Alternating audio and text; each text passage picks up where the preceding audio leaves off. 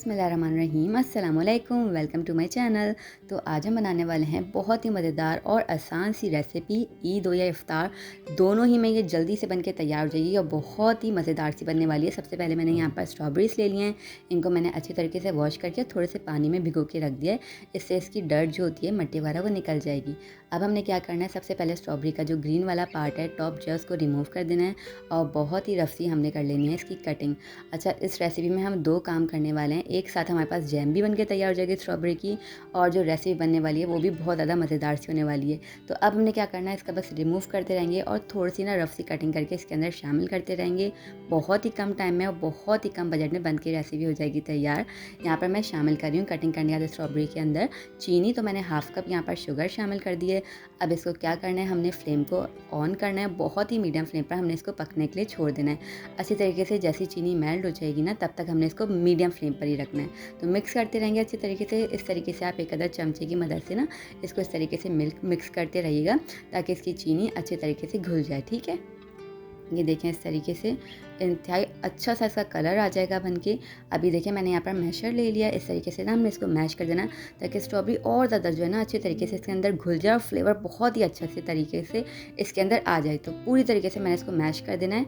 अब अच्छे तरीके से इसको पकने के लिए हमने छोड़ देना है हाई फ्लेम पर 5 मिनट के लिए। ठीक है, अब यहाँ पर देखें अच्छे से इसके अंदर ना इस तरीके से बबल्स आने लगेंगे। तो आपने इतना ही जो है ना इसको पकाना है, बस थोड़ा सा हमने पकाना है 2 से 3 मिनट तक, और उसके बाद इसको हमने फ्लेम को ऑफ करना है और ये हमारी जैम हो जाएगी बनके तैयार।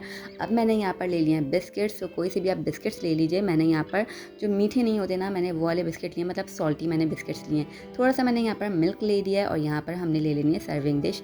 जिसमें भी आपको सर्व करना है वो वाली आप डिश ले लीजिए।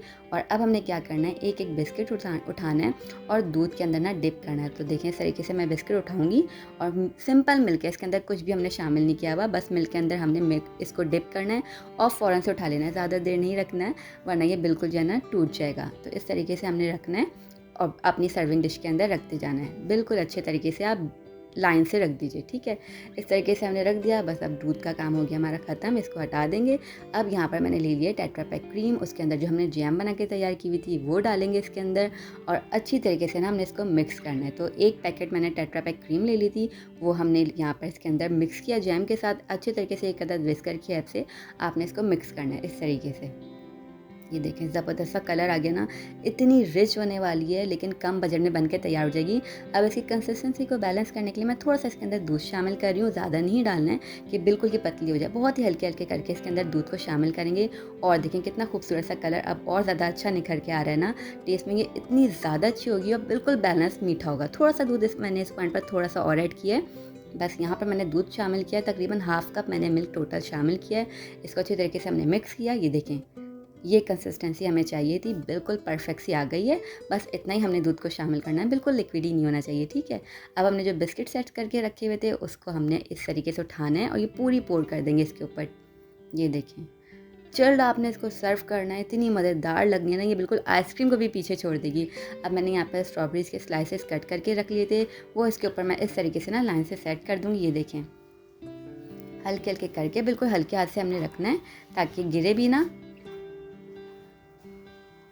बस ऐसे ही रखते रहेंगे इसको हम।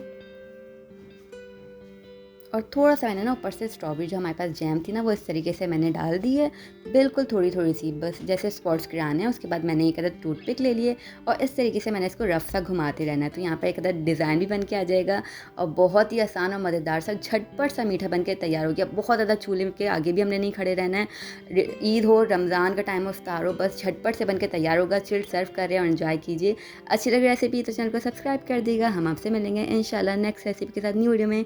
तब तक अल्लाह हाफ़िज़।